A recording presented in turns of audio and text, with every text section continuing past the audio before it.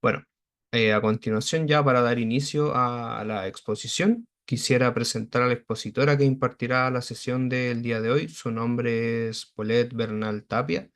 Es psicóloga de la Pontificia Universidad Católica de Valparaíso, magíster en conducta alimentaria de la Universidad Adolfo Ibáñez, docente magíster en psicología clínica de la Universidad Adolfo Ibáñez e integrante del equipo del Centro de Estudios de la Conducta Alimentaria de la misma sede universitaria.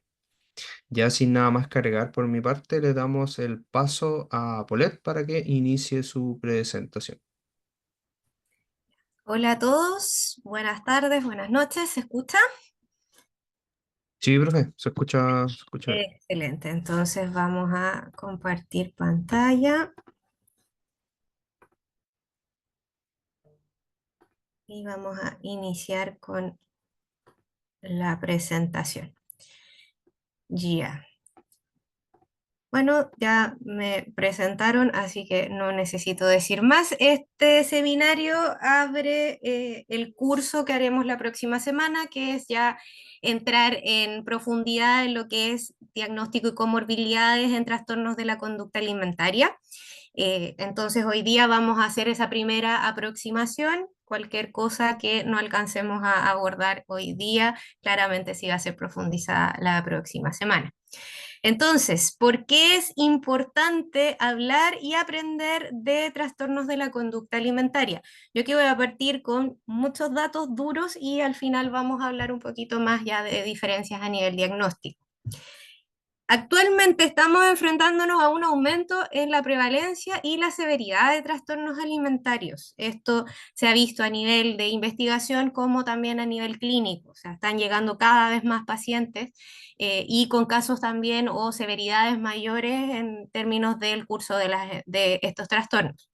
En general, se había observado hasta el momento una proporción mayor de casos de trastorno alimentario en mujeres jóvenes, primariamente en países de altos ingresos. Yo aquí partí al tiro con un signo de interrogación porque esto se está poniendo en duda, primariamente porque empezaron a aparecer más casos de hombres, ahí hay también una crítica a las evaluaciones, en los instrumentos de evaluación que se utilizaban, que dejaban de lado también las presentaciones de problemas de conducta alimentaria en hombres, y también hay muchas variables de nivel socioeconómico y también de lo que refiere a etnias, por ejemplo, que tampoco se habían considerado a la hora de realizar diagnósticos apropiados. Actualmente en países occidentales se estima más o menos que entre un 1 y un 4% de la población presenta anorexia nerviosa, un 1 a 2% bulimia nerviosa, 1 a 4% trastorno por atracón y 2 a 3% trastornos de la conducta alimentaria no especificados, que eso también lo vamos a ver más hacia el final de la presentación. Tenemos variados números, pero están creciendo cada vez más y es bastante importante echarle una mirada a qué hay detrás de esos porcentajes. En la prevalencia de trastornos alimentarios tenemos en una revisión sistemática que se realizó del 2000 a 2010, de estudios desde el 2000 al 2018, se encontró una prevalencia promedio de un 4,6% de casos de trastornos alimentarios en general, en América, 2,2% en promedio en Europa y 3,5% en Asia. Una prevalencia total para cualquier trastorno alimentario se observaba un promedio de 19,4% en mujeres y un 13,8% en hombres. Ahí inmediatamente ponemos en duda un poco lo que salía en la lámina anterior, porque hay un porcentaje relativamente similar entre la prevalencia tanto total para mujeres como para hombres. En lo que es una revisión sistemática que se realizó en los países del este de Asia, se encontró también una prevalencia bastante alta si se fijan en el trastorno alimentario no especificado, 3,51. Y en los otros se acerca más o menos a los mismos parámetros que estábamos conversando previamente. En Latinoamérica se realizó una revisión de 2016 que incluye Argentina, Brasil, Chile, Colombia y México, y esta es la prevalencia que se observó, bastante baja en anorexia nerviosa. De hecho, se considera que es uno de los trastornos alimentarios con menor prevalencia, hasta la pandemia. Pero hasta ese momento al menos, esto fue 2016, era 0,1% y se observaba también una mayor prevalencia en este caso de trastorno por atracón. Ojo, también trastorno por atracón no nos va a aparecer tan dependiendo de la edad o de los años en los que se realicen las investigaciones, va a aparecer trastorno por atracón separado o si no parte como de los trastornos alimentarios especificados o no especificados, que también se pueden separar y que lo vamos a ver también más adelante. La prevalencia en Chile, ¿qué está pasando en nuestro país? En nuestro país tenemos una situación bastante particular, diferente quizás de otros países, que nuestros instrumentos para poder diagnosticar, o sea, para poder dar cuenta de trastornos alimentarios, no diagnostican TCA. O sea, podemos hablar, no sé, de las entrevistas de desórdenes alimentarios, también las actitudes alimentarias, pero no se pueden, con estas herramientas no se puede evaluar 100% de que exista un trastorno alimentario. Solamente se evalúa el riesgo. ¿Esto por qué? Porque el diagnóstico en trastornos alimentarios o trastorno de la conducta alimentaria es clínico. O sea, podemos utilizar instrumentos para determinar riesgo, para determinar variables que puedan ser más importantes y que haya que priorizar en términos de tratamiento, pero el diagnóstico debe ser realizado por parte de un equipo multidisciplinario para poder abordar toda la complejidad que implica un trastorno alimentario. Y aquí estoy haciendo esta introducción para llegar a ese nivel de complejidad. Por lo tanto, nosotros en Chile no tenemos estudios de prevalencia, sino que prevalencia de riesgo y solamente tenemos en población adolescente. Ahí estamos un poquito al debe en términos de investigación. Es difícil también hacer investigación en este país referente a este tema, sobre todo por el acceso que podemos tener o no a casos clínicos. O sea, esto depende también, tienen que ser estudios de mayor envergadura y en este país no se han hecho en los últimos años. Entonces tenemos un estudio que se realizó el 2006, donde la muestra fue de 1.610 escolares mujeres de 11 a 19 años en establecimientos de la región metropolitana. El 8,3% de estas mujeres presentó riesgo de TCA. Tenemos acá también un cierto sesgo donde no se consideró a la población masculina. Hay otros estudios que sí los consideran, que también es importante pensando que los trastornos alimentarios pueden afectar a cualquier persona en cualquier etapa también del ciclo vital. Existe una mayor prevalencia en establecimientos de nivel socioeconómico bajo. En un comienzo hablábamos de que esto se daba primariamente en países de altos ingresos, pero acá en Chile sucede, por lo menos en estos estudios, que el riesgo es mayor en personas que pertenecen a estratos socioeconómicos más bajos y el mayor riesgo ocurría en el grupo de 12 años y menos. Eso también coincide con los estudios que se han visto en este último tiempo, donde el surgimiento de trastornos alimentarios está siendo cada vez más temprano dentro del ciclo vital. Tenemos normalmente ya se puede observar alteraciones de la conducta alimentaria desde los 6, 8 años. Ahora eso también hay que entenderlo dentro de un contexto de una mayor amplitud de repente dentro de los trastornos alimentarios, pero también eso lo vamos a profundizar más adelante. Tenemos 1.429 escolares de 13 a 18 años de la región de Antofagasta. Aquí se consideró tanto hombres como mujeres y se hablaba de un 7,8% de riesgo general. O sea, estamos hablando de 7,8% de los adolescentes tienen algún riesgo de presentar algún trastorno alimentario en algún momento de su vida. El 8,9% de porcentaje de las mujeres presentaba este riesgo. Nuevamente se observa un mayor riesgo en adolescentes de nivel socioeconómico más bajo y un mayor riesgo en este caso hacia el lado un poco más cercano a la adultez, que es de 15 a 18 años. Y ya en el 2018 se hizo un estudio con 1.056 escolares de 13 a 18 años en la ciudad de Concepción, donde se dio cuenta que el riesgo de padecer un TCA era mayor en mujeres con un 21,8% y un 6,6% en hombres. Aquí además se observó que existe un mayor riesgo en mujeres con estado de sobrepeso y en hombres en estado de obesidad. Esto según IMC.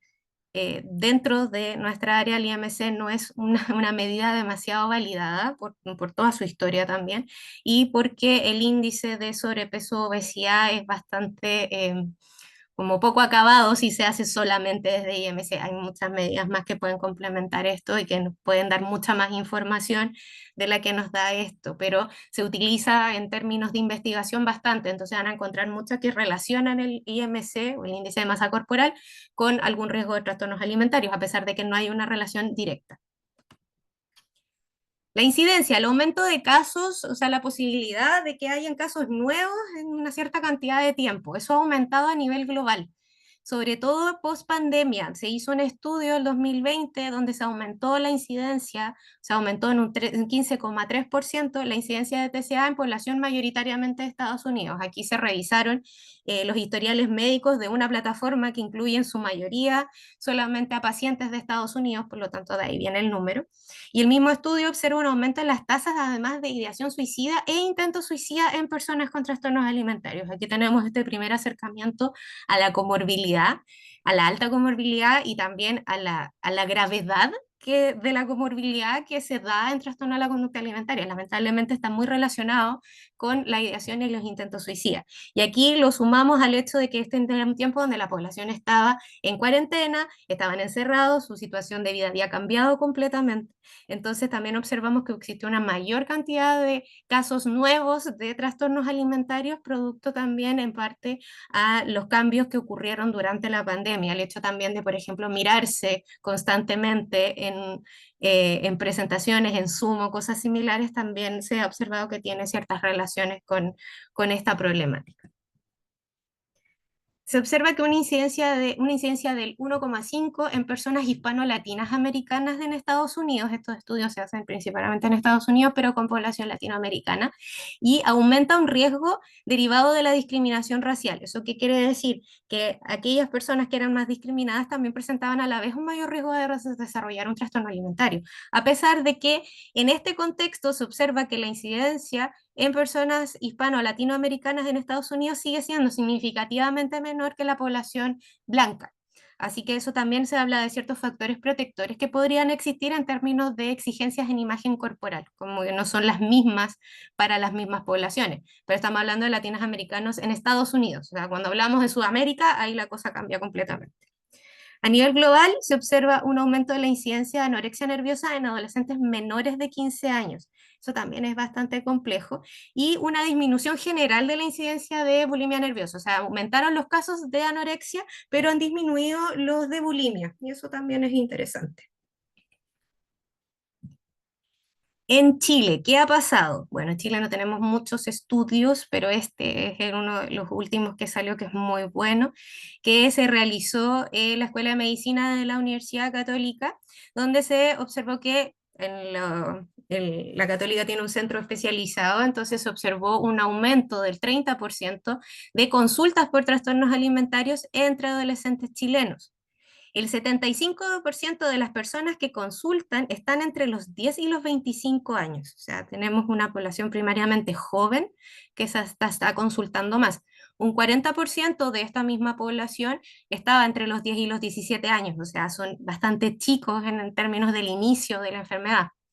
Entre 2019 y 2021 aumentaron entre 4 y 5 veces las consultas por trastornos alimentarios en comparación a años anteriores. O sea, se observó un mayor uso de estos servicios especializados y a su vez un colapso de los mismos, porque sobre todo pensando en 2021 había mucho menos especialistas acá en Chile de los que hay actualmente y aún así estamos cortos.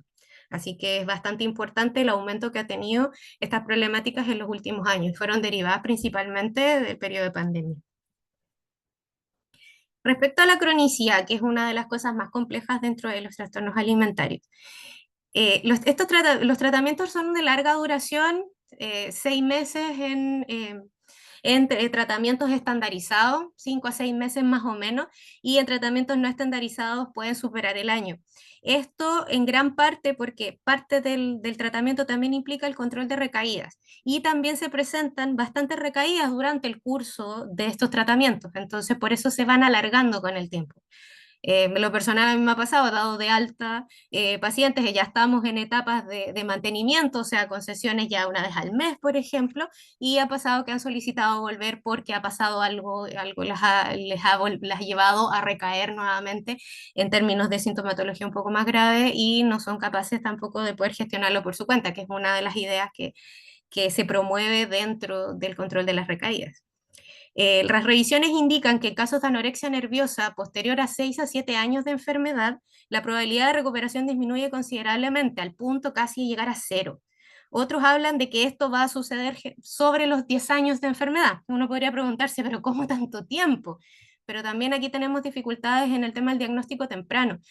Como por eso también existen estos cursos y yo también agradezco mucho la oportunidad de poder hablarles de este tema porque aquí es súper importante poder detectar estas sintomatologías antes de que se configuren como un trastorno alimentario, porque eso también nos ayuda mucho a poder entrar a tiempo, a poder prevenir y evitar que se dé la cronicidad o que pasen efectivamente estos 6 7 años de enfermedad. Entendiendo que hay casos de anorexia nerviosa que pueden ser muy graves y que conllevan la muerte, hay otros que cursan a la cronificación y es donde el cuerpo, entre comillas, se acostumbra a vivir con esta restricción constante. Entonces se mantiene en un funcionamiento, quizás no el ideal, obviamente no el ideal, pero se mantiene en funcionamiento y por eso también puede llegar a los 6 7 años.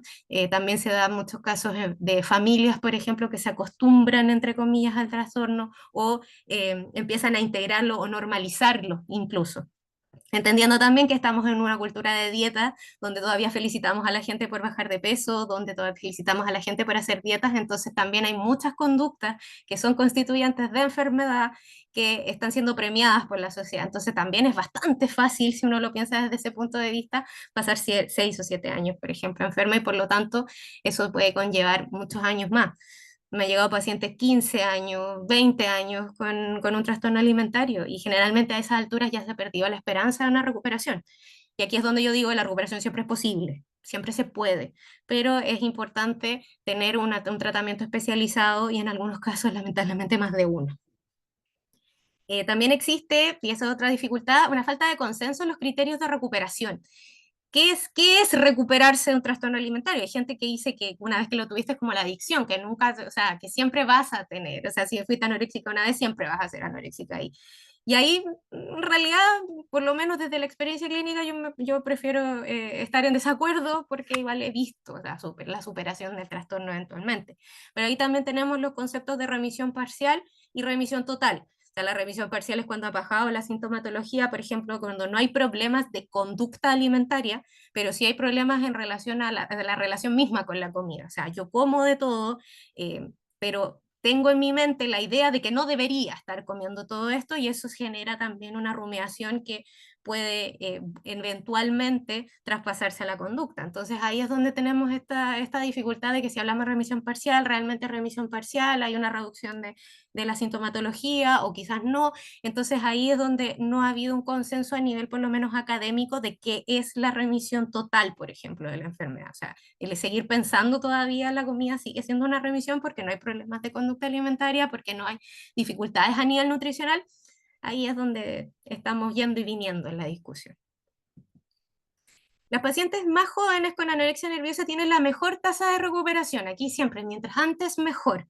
Mientras que en general las tasas de recuperación del resto de los trastornos alimentarios apenas llegan al 50%. Esto se hablaba ya hace más de 10 años, pero la cosa ha cambiado un poco, pero sigue siendo dificultosa la recuperación, en tanto hay poco acceso también a equipos especializados, los tratamientos además son carísimos y requieren también de una alta especialización y por lo tanto es difícil el acceso general. O sea, si estamos hablando de sistema público, son contados con los dedos de la mano básicamente los hospitales que ofrecen este tipo de equipos y generalmente son equipos que se han autogestionado, o sea, por entender lo complejo de la problemática, se han formado por su cuenta y han logrado armar estos equipos dentro del sistema que actualmente no está focalizado hacia ello aun cuando haya una ley TCA que está firmada, está aprobada y está en funcionamiento hace años y todavía no hemos visto muchos cambios. Su pronóstico mejora notablemente cuando el diagnóstico es realizado dentro de los 3 primeros años de enfermedad, por lo que el diagnóstico precoz es fundamental para mejorar su pronóstico y prevenir la cronicidad. Aquí, mientras antes, mejor. Si observamos una alteración, aunque sea mínima, o digo, quizás estoy exagerando, no importa. Es mucho mejor pegar de exagerados en estos casos que esperar a que la cuestión se vaya agravando y eventualmente se pueda poner en riesgo el resto de la vida de una paciente en este caso. En general a nosotros nos ha pasado que mientras antes observan, sobre todo en casos de niños, que las madres o los padres observan una alteración de la conducta alimentaria, inmediatamente consultan y los tratamientos además son más cortos, requieren menos tiempo y también menos esfuerzo por parte de las familias, o sea, se entra fuerte en un comienzo, pero después ya podemos ir soltando mucho más.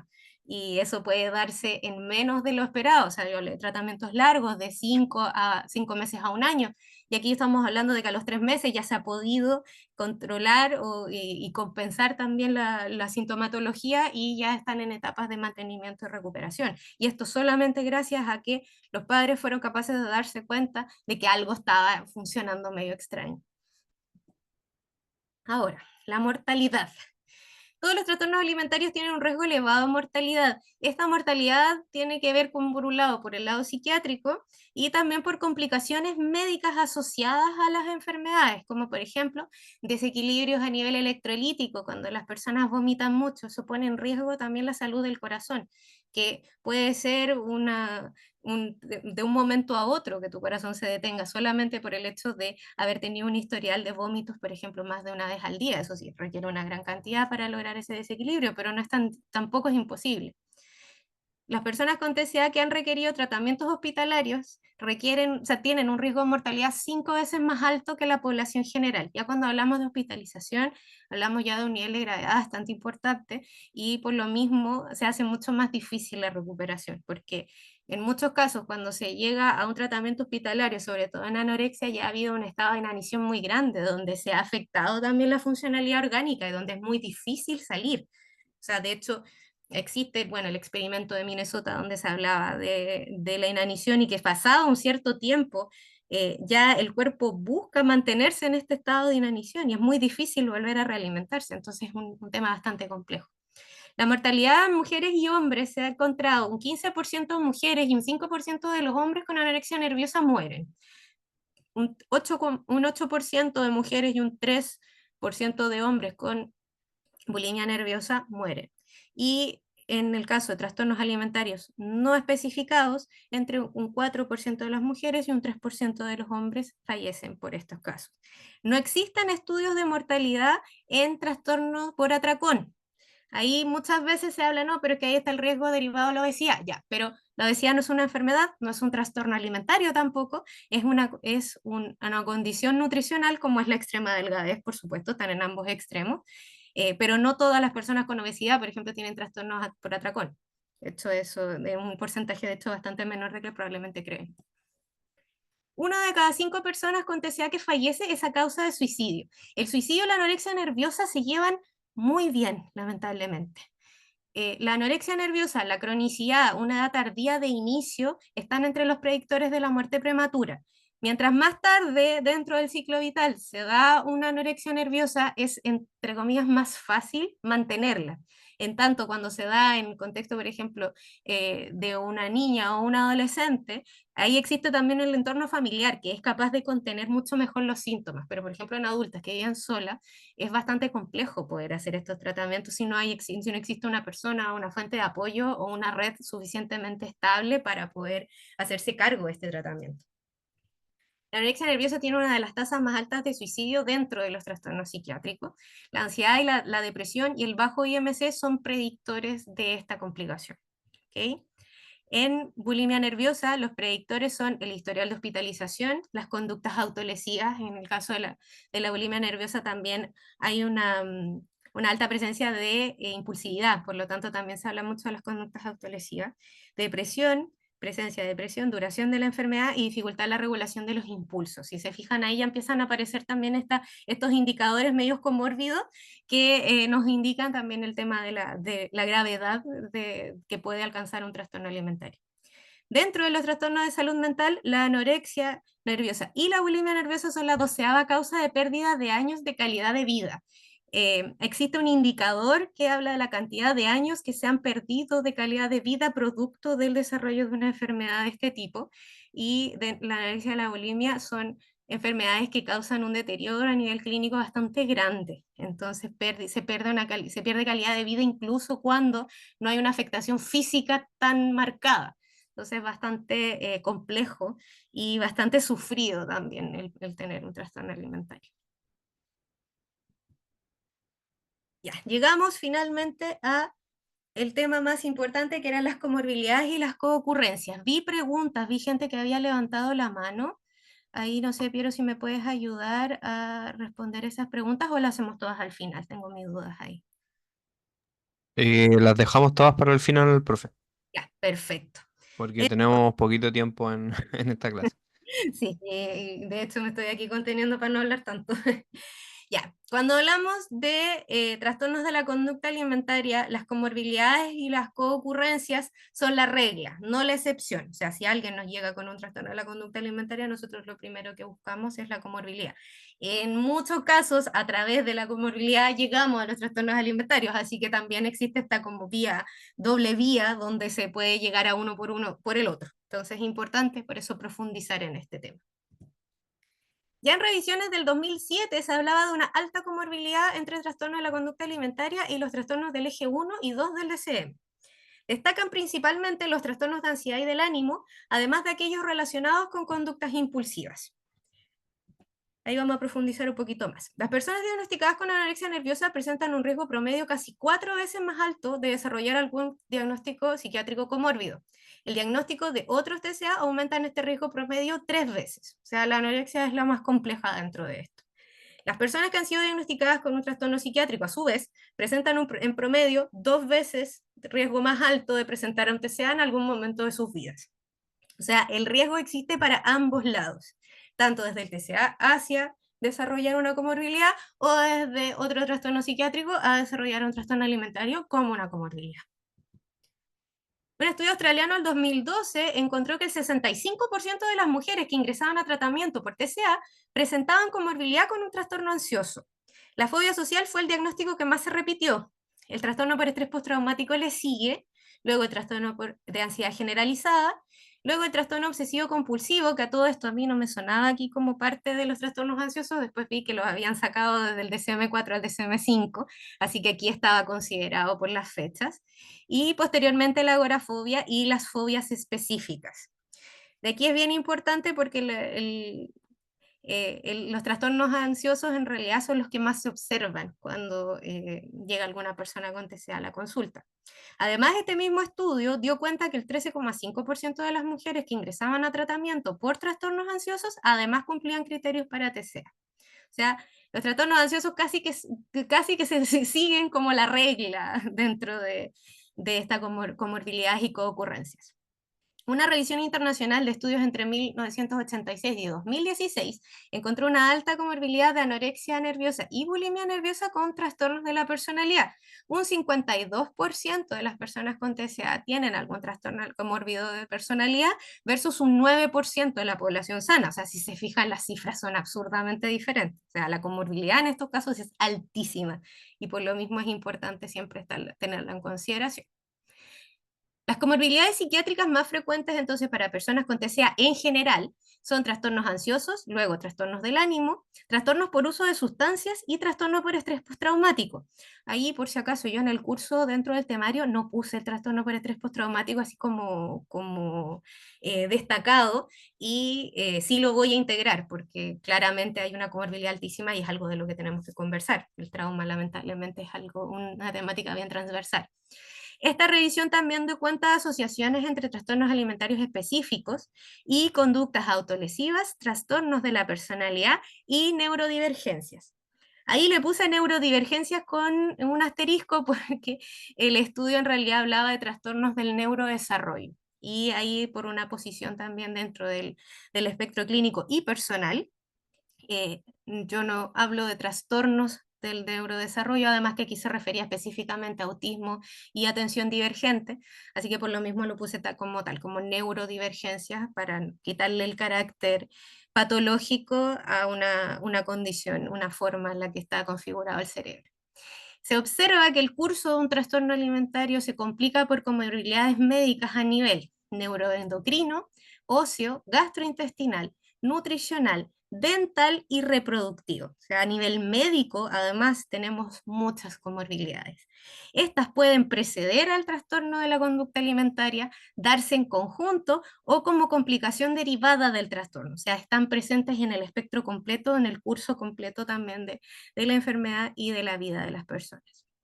Ahí pasé a las neurodivergencias. ¿Por qué? Porque hay una amplia relación entre TCAs y problemas alimentarios y neurodivergencias tales como autismo, atención divergente, altas capacidades, discapacidad intelectual y síndrome de Tourette.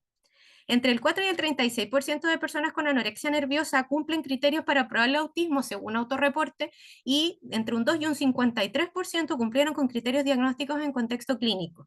Además, aquí tenemos una problemática bien importante que es el diagnóstico tardío en mujeres autistas. Y dentro de la clínica ha pasado, a mí por lo menos me ha pasado bastante, que mujeres llegan por problemas alimentarios y dentro de la evaluación inicial aparecen indicadores de autismo o de atención divergente normalmente.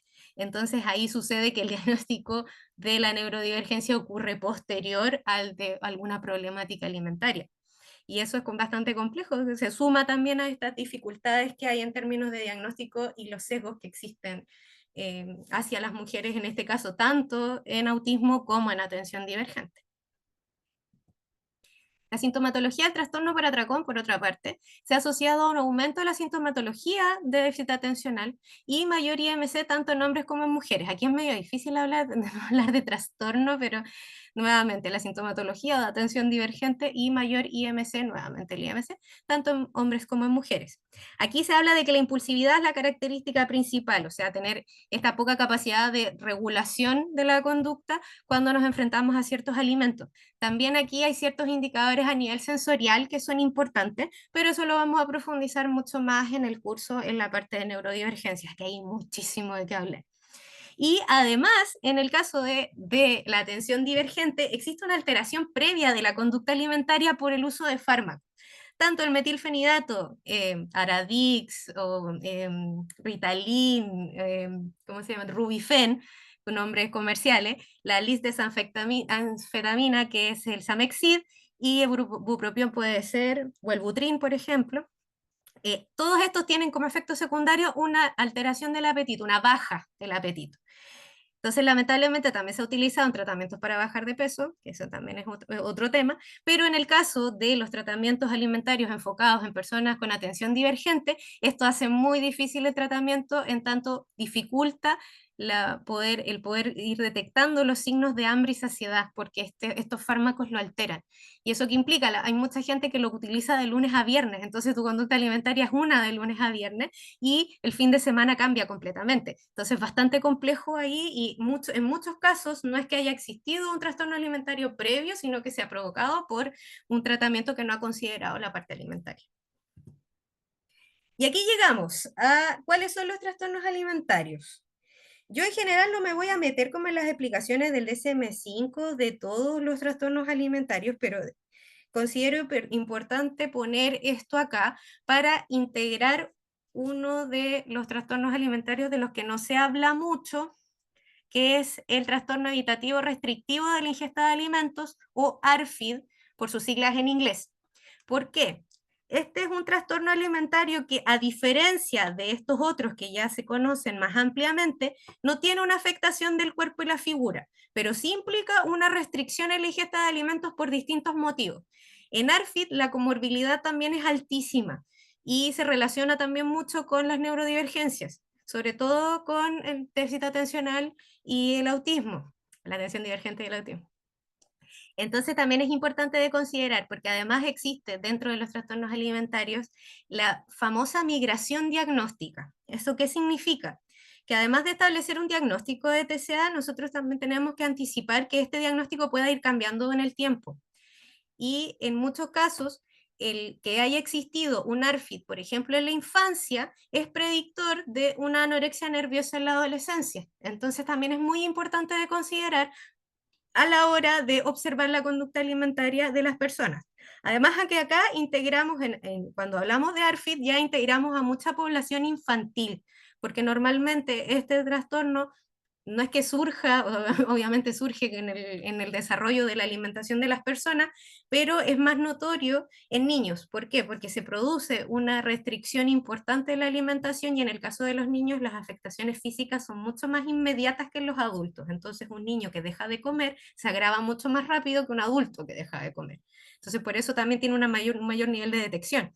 Por otro lado, también existe una cierta limitancia a nivel cultural, que aquí es el famoso niño o niña mañoso o mañosa.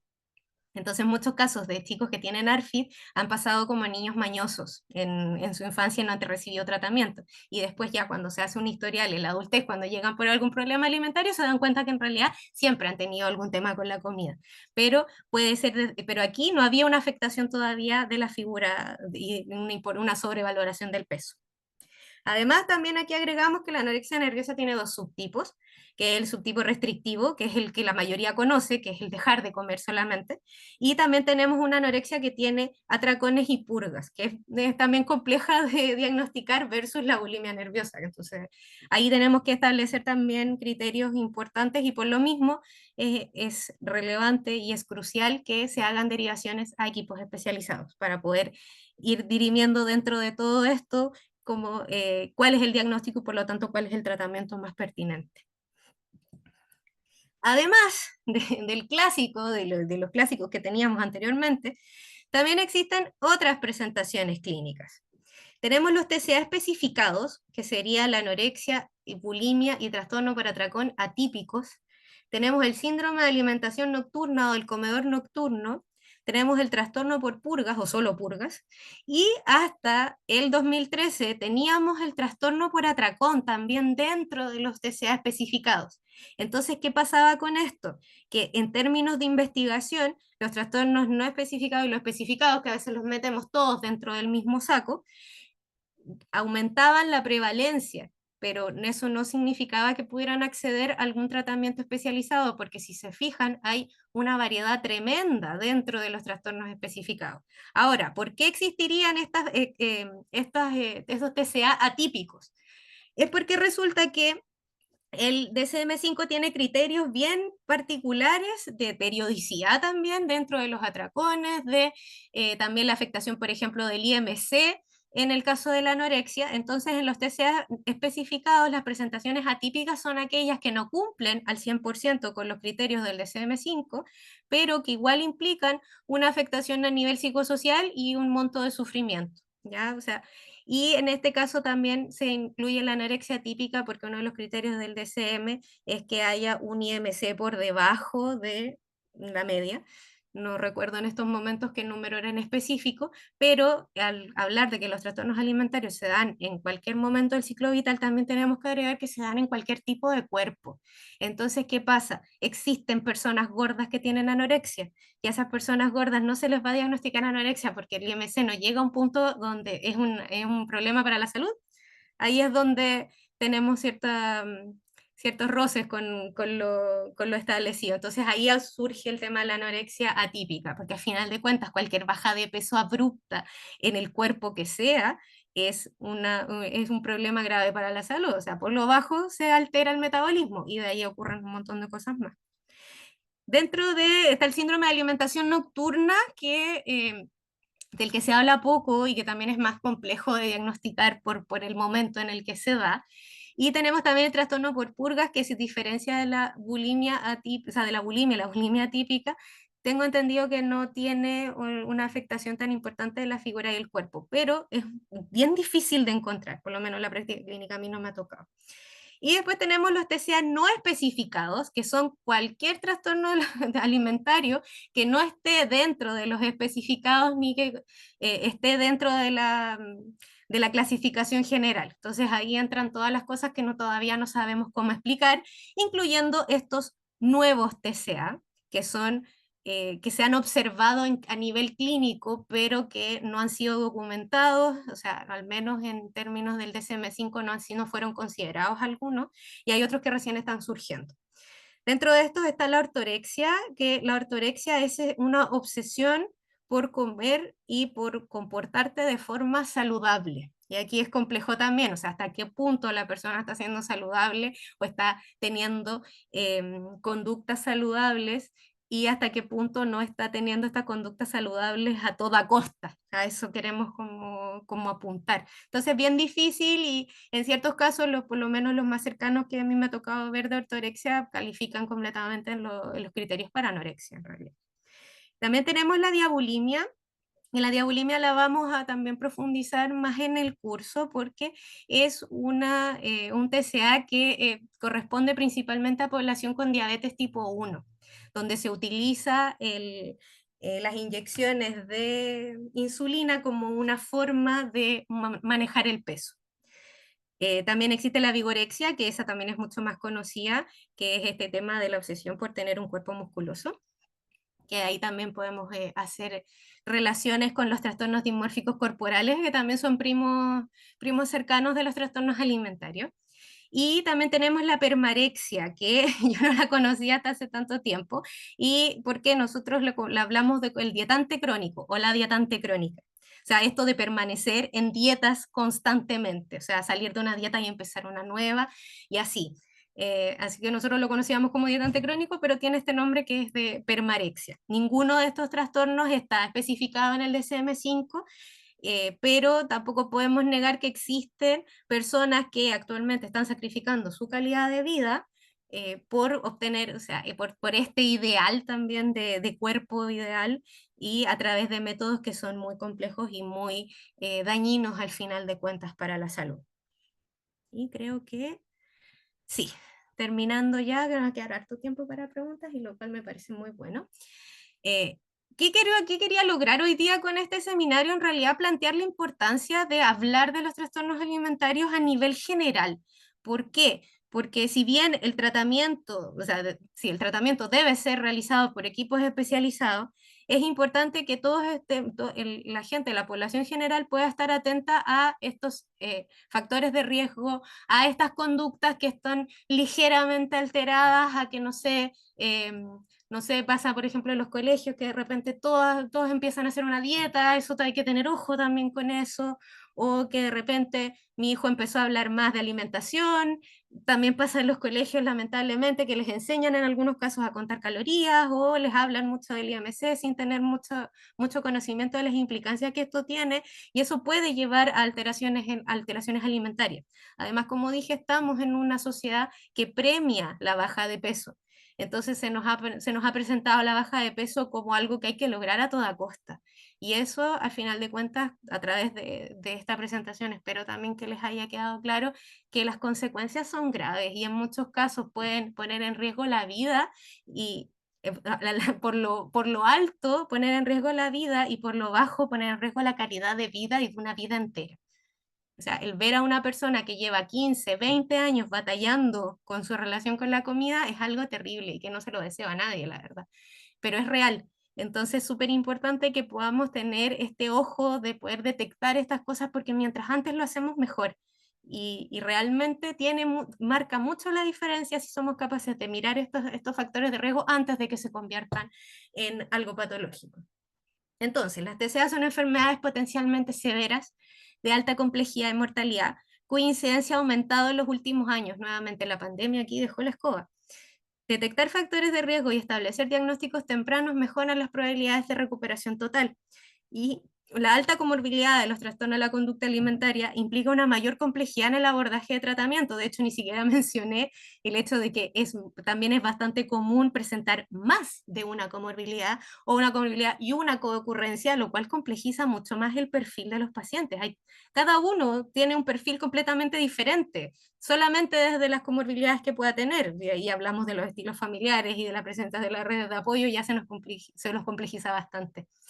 Y también es necesario familiarizarse con estos trastornos en todas las áreas de intervención clínica. Así que contar con profesionales de la salud que estén formados en trastornos de la conducta alimentaria también es un factor protector, porque también nos pasa que nos llegan personas que han desarrollado trastornos alimentarios porque han experimentado gordofobia médica, por ejemplo. Entonces también es muy importante que toda la población que atiende, que vea personas, que trabaje con personas en el área de la salud, tenga manejo, tenga conocimiento y pueda también aportar a su lenguaje a la hora de hablar del cuerpo, hablar del peso y hablar de la salud. Así que por eso el llamado en realidad es a formarse, es a conocer, es a buscar también instancias, porque actualmente hay muchas más de las que habían hace años atrás. Hay muchos espacios más de formación, cursos como estos también, que me parece genial y nuevamente agradezco la oportunidad de poder hablar de estos temas y poder llegar también a mayor cantidad de personas, porque también se sabe que tanto los tratamientos como la especialización que tienen que hacer los profesionales para poder intervenir en estos casos es, es cara, es de difícil acceso además. Entonces, que existan cada vez más instancias de formación que acerquen estos temas al resto de la población es fantástico. Así que el llamado es ese. Y si por supuesto quieren saber más, quieren profundizar más, el próximo 11 y 12 de julio, desde las 6 de la tarde, vamos a hacer este curso de comorbilidades en trastorno de la conducta alimentaria, bases para la intervención efectiva. Vamos a abordar trastornos del ánimo, vamos a abordar trastornos de la personalidad, vamos a abordar neurodivergencias y también vamos a abordar ciertas comorbilidades médicas que son súper importantes de considerar. Esto es súper interesante además, de lo que podría estar hablando mucho rato, así que les dejo la invitación a los que quieran saber más y profundizar más estos temas. Aquí está el mismo QR que apareció al comienzo de la presentación para los que quieran descargar el programa y también poder acceder a eso. Así que con eso yo estoy lista. A ver. Sí, ahí está la bibliografía, después sí. Bueno, después les van a enviar la presentación, así que ahí va a estar toda la información, o sea, los accesos a los papers y los libros también que sustentaron esta presentación. Así que yo estoy lista para las preguntas. Sí, vamos ahora con la ronda de preguntas. El primero que tengo acá es Milicent Pino Díaz. Así que ahí te estoy dando el pase para que puedas hablar. Milicent. Buenas noches, yo quisiera saber algo. Mire, el tema mío es que yo, por ejemplo, estaba en mi peso normal y en 2 meses bajé 5 kilos muy rápido. Y mi nutricionista dijo que era normal y todo, porque yo me alimentaba normalmente, no tenía ni un, no, no era que me provocara vómito, no, me dijo si acaso estaba sufriendo una anorexia, bulimia, algo así, y yo le dije que no, porque yo no hago esas cosas, pero habían días que yo amanecía con mucha hambre y otros que no, pero nunca me dijeron a qué podía hacer, pero en 2 meses bajé 5 kilos, y de ahí que no podía subir de peso. Yo solo que trataba de alimentarme bien, no resulta. Pero no, al menos a mí mi nutricionista no me dijo que era ni un trastorno ni nada, pero yo encontré que no era normal. ¿Y qué con la duda? Ya. Gracias, Milicet. Mira, obviamente por el contexto no, y la situación no puedo establecer ningún tipo de diagnóstico, pero si tú consideras que esto no ha ocurrido de forma normal y has tenido ciertas dificultades o has visto una alteración también en tu conducta alimentaria, lo recomendable es buscar un nutricionista especialista, porque ojo, no todos los nutricionistas tienen la especialidad, a muchos les pasan el curso de trastorno de la conducta alimentaria, pero es distinto en el caso de la especialidad en términos de intervención. Entonces ahí la recomendación es buscar un especialista que te pueda asesorar un poco más quizás desde la conducta misma y de las señales, por ejemplo, de hambre y saciedad, que son cosas que influyen bastante en la forma en que nos alimentamos, cómo lo hacemos y cuándo lo hacemos.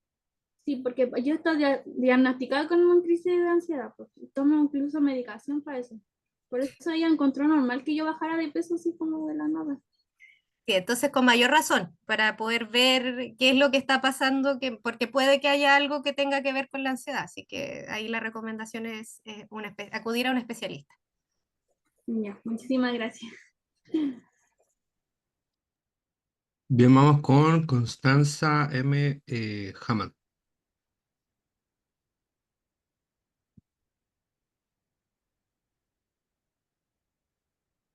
Constanza, ¿estás por ahí?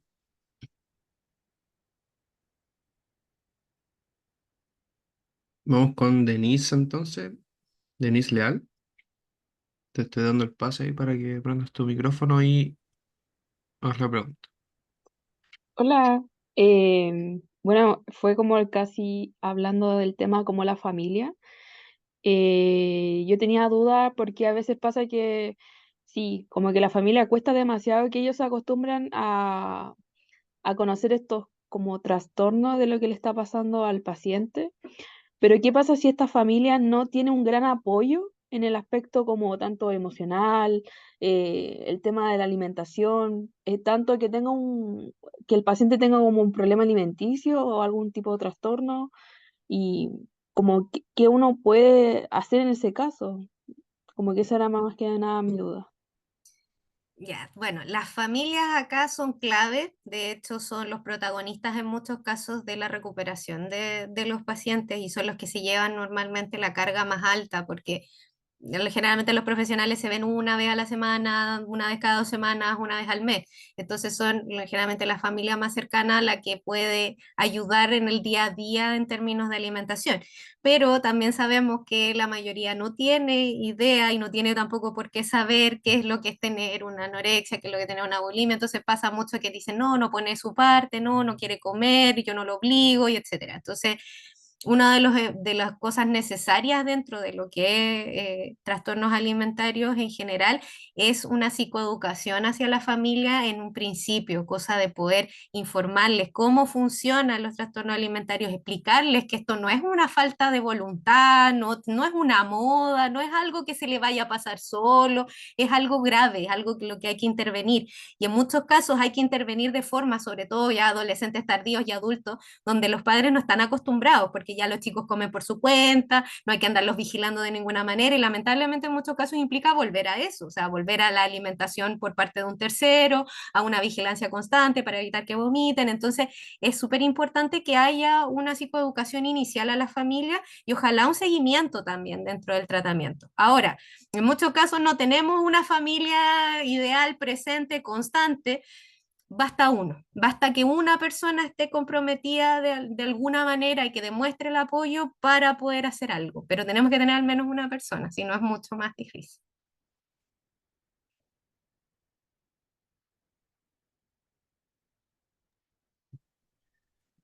Bien, vamos con la siguiente. Constanza Matus.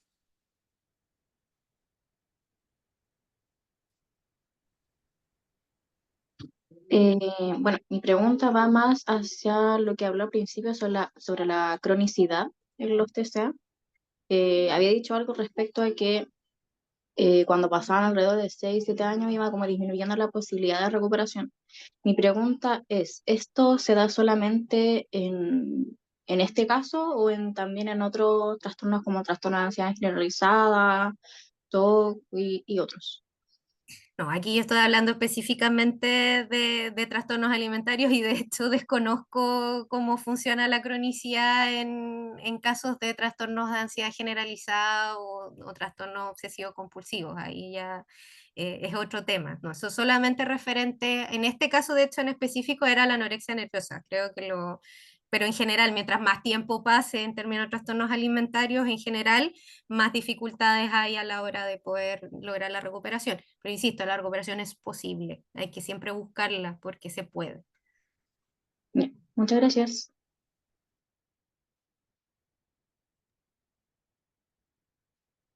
Vamos con ahora Jonathan Ulloa. Hola, buenas noches. Hola. Hola, miren, yo trabajo en un lugar con personas con discapacidad intelectual y tenemos grandes problemas producto de los medicamentos, como usted lo nombró. Tenemos muchos usuarios que consumen, o sea, por prescripción médica y psiquiatra, usan la olanzapina. Y la olanzapina nos causa lo contrario a los medicamentos que usted mostró en la diapo. Y me gustaría saber cómo uno puede hacerlo, porque realmente las descompensaciones por el tema de comer de ellos son súper complejas porque les cuesta mucho en cierta forma poder contenerse a las ganas de comer. Y eso nos lleva mucho al sobrepeso, a la descompensación, agresiones a sí mismo y a sus funcionarios. Entonces, no sé si tú me pudieses como guiar un poco en cómo poder ayudar en esa instancia, porque le hemos sacado la lanzapina y claro, ahí viene la otra parte, por la descompensación porque no está el medicamento.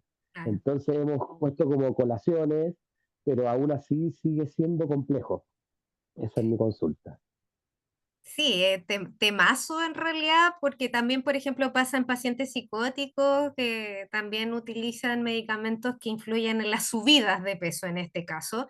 Y tampoco es la idea justamente quitarles el medicamento para evitar este tema, pero se produce este descontrol que es un poco mediado por el tema de las pastillas y tampoco es llegar y enseñarles, no sé, temas de mindful eating o de identificar señales internas, a pesar de que es una manera también de poder trabajarlo, pero quizá, o sea, lo ideal es que este tema se pueda llevar en equipo multidisciplinario, o sea, que esto lo puedan ver a nivel, no solamente a nivel nutricional, sino que quizás también a nivel de actividad física, por ejemplo, que poder ayudar en estos casos con las posibles descompensaciones y también con el tema del descontrol a nivel alimentario. Quizás ya no sacarlo un poco de la perspectiva meramente alimentaria y tratar de llevarla a un tema general. Y también, obviamente, entender que hasta cierto punto nomás se va a poder intervenir y que hay que evaluar en realidad qué tan compleja es la subida de peso para no caer tampoco en el estigma de peso de que no tienen que mantenerse delgados por algún motivo. Entonces, la recomendación en realidad es que quizás lo puedan conversar a nivel equipo y ojalá puedan traer algún especialista que los pueda ayudar a un nivel más específico en temas de lo que ello implica. Pero o sea, a mí se me ocurre más irse por el área de la actividad física más que por el lado alimentario, entendiendo que hay muchas variables ahí que es bien son bien difíciles de manejar en este tipo de pacientes.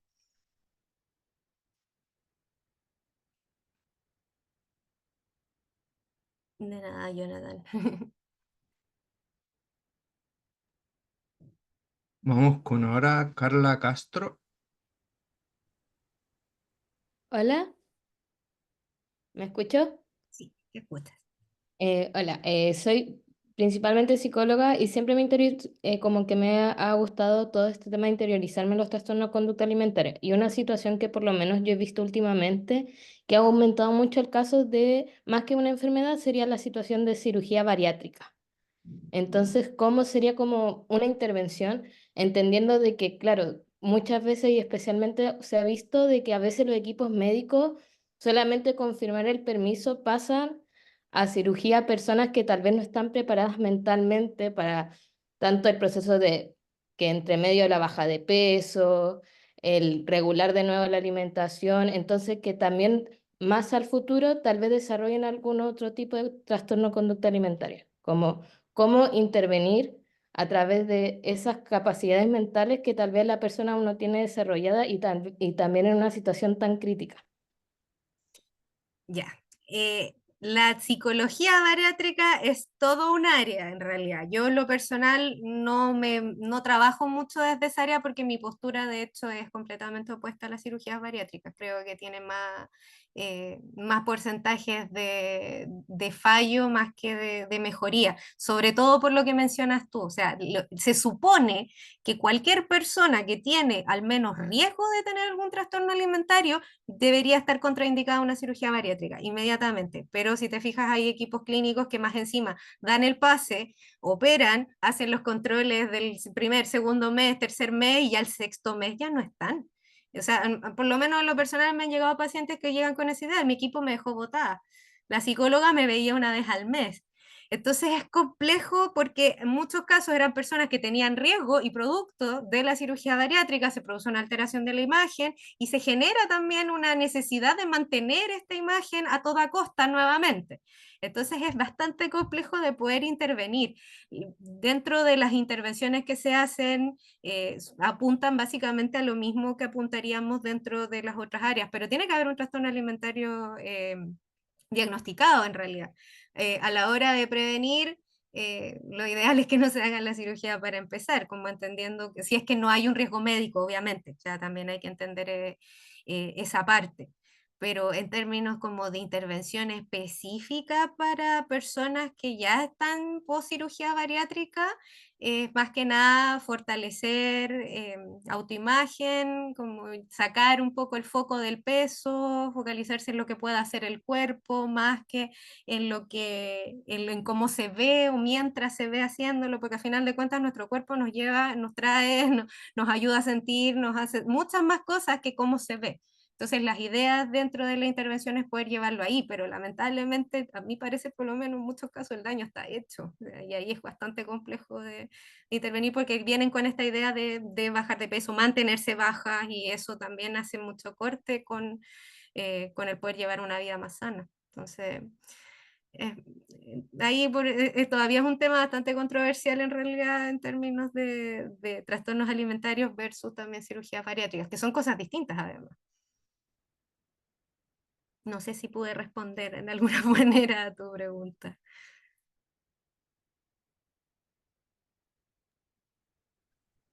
Se me perdió la niña que estaba hablando. Ah, Ahí ya. levantó el dedito. Sí. Ahora vamos con Tiare Andrea Araya. Te dando el pase ahí para que prendas tu micrófono. Hola, mira, yo soy estudiante de nutrición. Eh, Más que nada la pregunta es, mira, yo durante los años que llevo estudiando, con respecto a los TCA, nunca se había hablado tanto en profundidad como lo estás hablando tú ahora. Mi pregunta es si tú crees que a los estudiantes se les debe hablar en profundidad, más en detalle em, con estos TCA, o solamente los pasan por alto, porque a nosotros los TCA nos pasaron como si rápido, así ya aquí en esto, bulimia, anorexia y chao. Y yo por mi parte siento que los TCA son muy importantes para los nutricionistas y también para los psicólogos, ya que trabajan de la mano. Si te sirve de algo, Tiara, a mí ni siquiera me los mencionaron en la carrera de psicología, así que estamos más o menos dentro de lo mismo, y entiendo que también son trastornos fundamentalmente psiquiátricos, pero eh, ¿qué le vamos a hacer? Yo creo que es súper importante profundizar, es súper importante hablar un poco más en profundidad. Es mucho más importante incluso dentro de la carrera de nutrición hablar de estigma de peso, por ejemplo, que tiene una alta comorbilidad con un montón de trastornos que les gusta atribuir a la obesidad, pero que en realidad tienen que ver más que nada con el estigma de peso. Entonces sí, es súper importante, debería ser parte de la malla de todas las carreras de nutrición en el país, pero lamentablemente son pocas las que lo abordan, al menos con la profundidad que se hace en una especialización. Así que si a ti te gustaría profundizar un poco más, yo recomiendo que te especialices posteriormente, sea diplomado, sea magíster en el área. Al menos yo aquí puedo hablar de la formación de la Adolfo Ibáñez, también está la formación de la Universidad del Desarrollo, que son bastante buenas y que están actualizadas también en términos de lo que se está hablando ahora, porque por ejemplo el tema del estigma de peso es algo que deberíamos estar hablando hace mucho tiempo, pero acá en Chile se está hablando hace poco, entonces también son formaciones actualizadas. Pero sí, estoy totalmente de acuerdo que debería ser en todas partes y debería hablarse más de lo que se habla actualmente.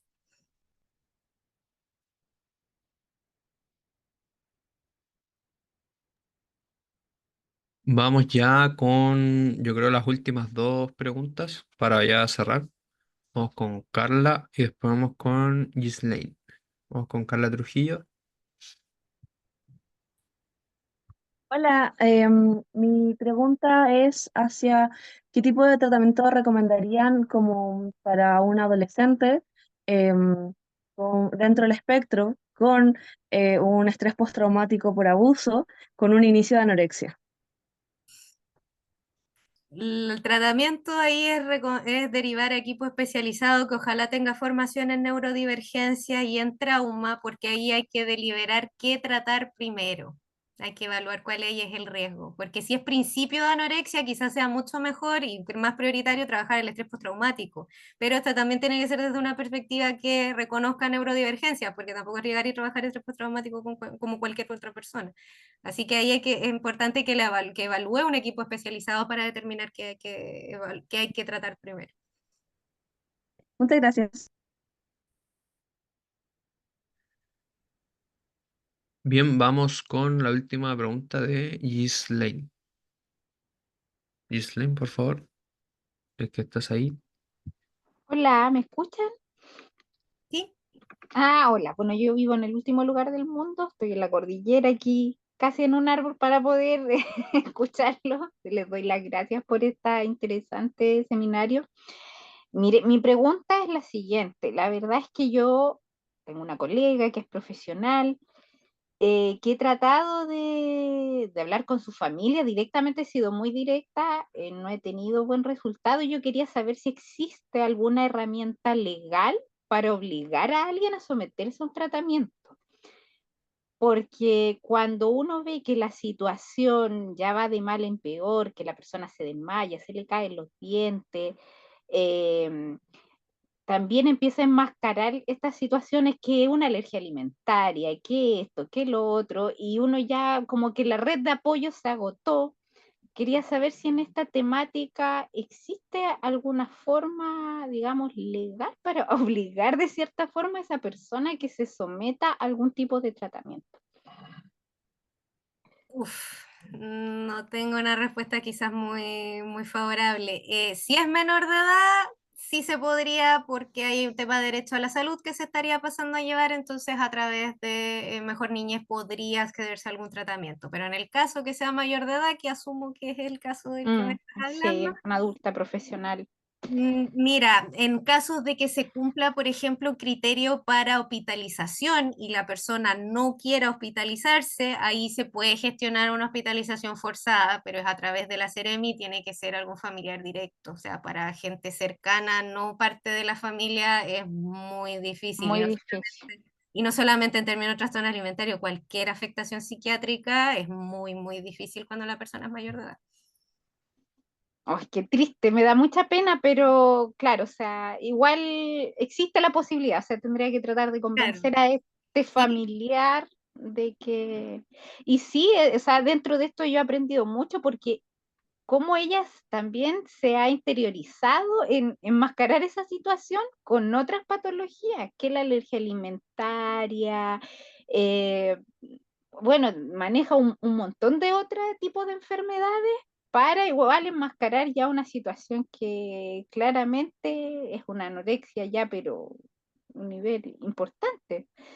Sí, Eh, ahí quizás como seguir sensibilizando a la familia, ir viendo también desde el lado de la afectación a nivel social en muchos casos, porque la gente con anorexia no sale, no tiene muchos amigos, el estado de ánimo lo tienen terrible, hay muchos problemas, no sé, desde que se les cae el pelo, que tienen problemas para ir al baño, hay muchas molestias. Entonces, quizás por ahí podría como ayudar a sensibilizar el hecho de que normalmente está el engaño de que cuando llegues a cierto peso te vas a sentir bien y de repente pasan los años, pasan los años, baja uno de peso y no se siente mejor. Entonces, quizás como poder sensibilizar por ahí y, como digo, si es que si se cumplen los criterios para hospitalización, ahí podría utilizarse la vía legal, pero también es complejo, o sea, hay que tener paciencia.